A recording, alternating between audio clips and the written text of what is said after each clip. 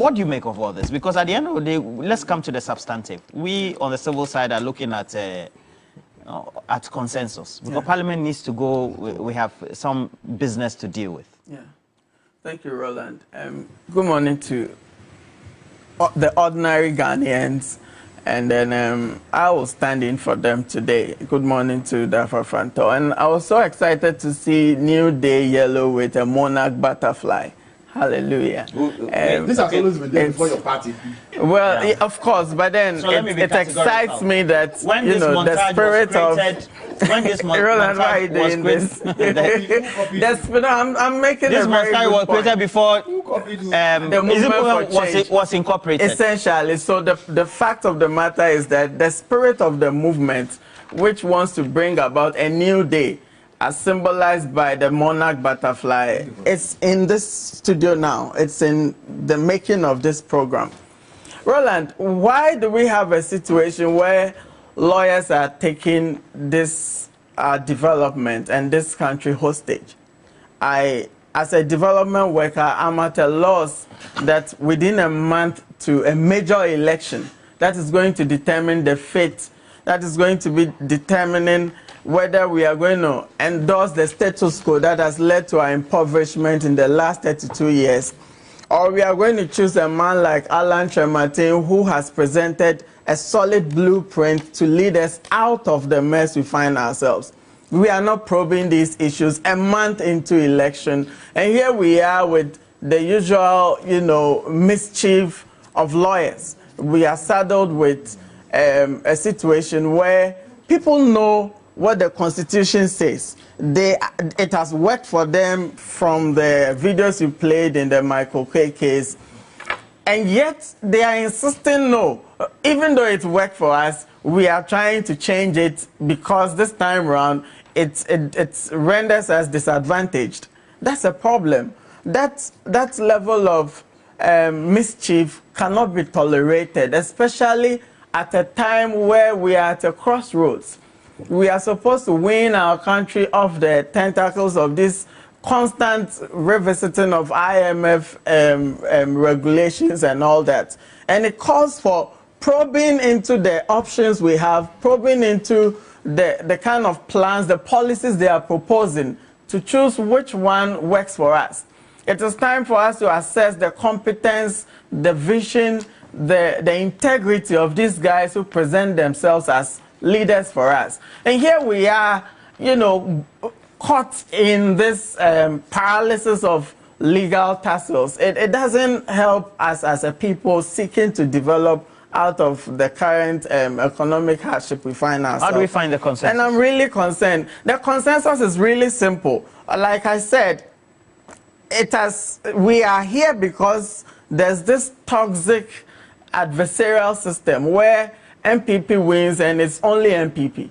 NDC wins and it's only MPP controlling the affairs of the state.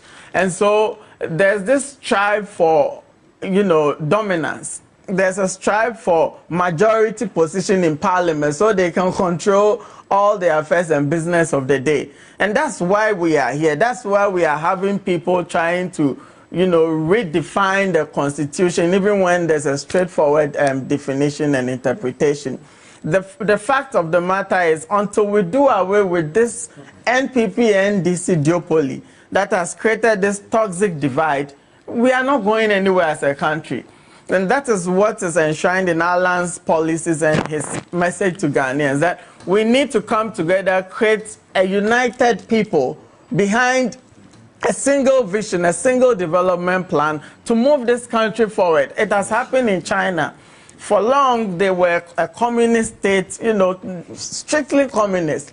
But now, what is happening? They've been able to move their country into a communist socialist state, and it's the second largest economy in the world because there were compromises. People were able to see that this is the right path, and then they rallied behind it. How do we find the compromise? The compromise starts with leadership. We need to set aside this MPP-NDC duopoly. Bring Alan Trematin, who has come out of the duopoly and has said, look, Ghanaians, we've been doing things the wrong way for the past 32 years. I don't understand. You mean Alan agreed to what you are criticizing, but all of a sudden became a believer? When did he become a believer? It's not all of a sudden. You know, all he's been doing with his life outside of Ghana, within politics and all that, suggests to the fact that the man is on a transformational agenda. In fact, his thesis as at 1973-74 was on Ghana's transformation. And I believe he is the next Kwame Nkrumah we are yet to have, actually. Look at what he's done in government. He does things that go beyond parties. He does things, even as minister, his policies like bringing home the giant automobile industries, his policies like working to bring home the Intercontinental Free Trade Area. These are all-encompassing policies and programs that seek to move our country beyond partisan considerations. It is very essential we set aside this MPP-NDC regime, bring Alan Chemartin and his vision to unite us. That's the only way we can build consensus. If we continue to choose a regime, a leadership regime where people's affiliation to a party becomes their competence criteria, then we have a problem. It should be by merit. It should be, if you are choosing Lawyer Fuakwa to head a position in government, it should be because Lawyer Fuakwa is tried and tested. He has the proven track record to deliver. It's not because he is MPP or NDC and so we should give him, you know, the all-important position to take decisions that affect all of us Ghanaians. Then we have a problem, and that's why we are here. Let's build consensus by bringing an independent candidate, Alan Chemartin, to work with all these, you know, feuding parties, unite us behind a national development plan. I was happy Lawyer Amaliba said, look, we all agree that we have to move our country forward.